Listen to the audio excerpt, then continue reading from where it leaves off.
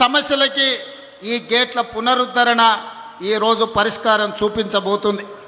CR Patil గారు అత్యంత అనుభవజ్ఞుడైన మృదుభాషి, అతి తక్కువ మాట్లాడడం, అత్యంత వేగంగా పనిచేయడం సిఆర్ పాటిల్ గారికి ఉన్న ఒక ప్రత్యేకత. ప్రధానమంత్రి నరేంద్ర మోడీ నుంచి మొదలు పెడితే ఎవరైనా సిఆర్ పాటిల్ గారికి ఒక సమస్యను అప్పచెప్తే 100% ఆ సమస్యని పరిష్కరించి శాశ్వతంగా ఒక మార్గాన్ని చూపిస్తాడని సంపూర్ణంగా విశ్వసించే సిఆర్ పాటిల్ గారు ఈనాడు కేంద్ర జలశక్తి మంత్రిగా ఉండడం, ఆంధ్రప్రదేశ్, కర్ణాటక అండ్ తెలంగాణ సాగునీరు తాగునీరు యొక్క సమస్యలకు శాశ్వత పరిష్కారం దొరుకుతుందని ఈరోజు నేను సంపూర్ణంగా విశ్వసిస్తున్నా. మిత్రులారా, తరాలుగా తాగునీటి కోసం, సాగునీటి కోసం కిలోమీటర్ల కొద్దీ వలసలు వెళ్ళే మనం జిల్లాలు దాటుకొని, రాష్ట్రాలు దాటుకొని ఇతర దేశాలకు వలసలు పోయే మనం ఈరోజు మన పొలాలలో పారాల్సిన సాగునీరు, తాగునీరు పరిష్కరించుకోకపోవడం వల్ల సముద్రంలో కలుస్తున్నాయి. అందుకే ఈనాడు డికే శివకుమార్ గారు ఆహ్వానం మేరకు సిఆర్ పాటిల్ గారు, చంద్రబాబు నాయుడు గారు, నేను 3 రాష్ట్రాల ప్రతినిధులం ఏది ఏమైనా సరే ఈ సమస్యకు శాశ్వత పరిష్కారం చూపించాలి.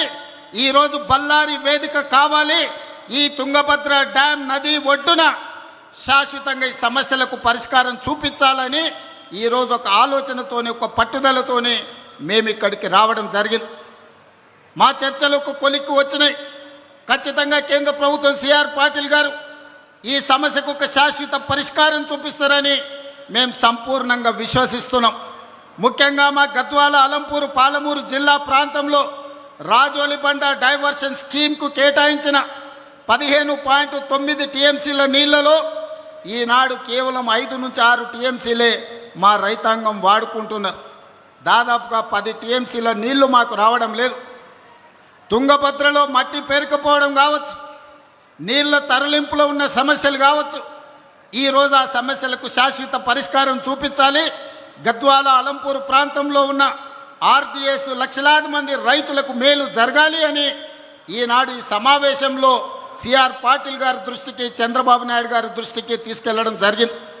పెద్దలు డికే శివకుమార్ గారి సూచన మేరకు మేమందరం ఈ సమస్య పరిష్కారం కోసం ఒక అడుగు ముందుకు వేసి కలిసికట్టుగా పని చెయ్యాలి అని ఈరోజు ఒక నిర్ణయం తీసుకున్నాం.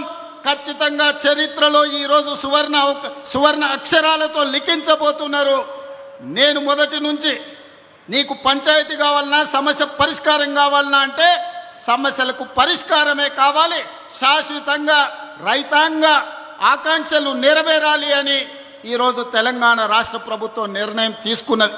అందుకే ఈనాడు రాజకీయాలకు అతీతంగా, ఎన్నికలలో స్వార్థ ప్రయోజనాలకు ఉపయోగించుకోకుండా ఈనాడు ఈ ప్రాంతంలో ఈరోజు ఇక్కడ తుంగభద్ర నది ఒడ్డున జరుగుతున్న చర్చలు చరిత్రలో గొప్ప నిర్ణయంగా మారబోతుంది.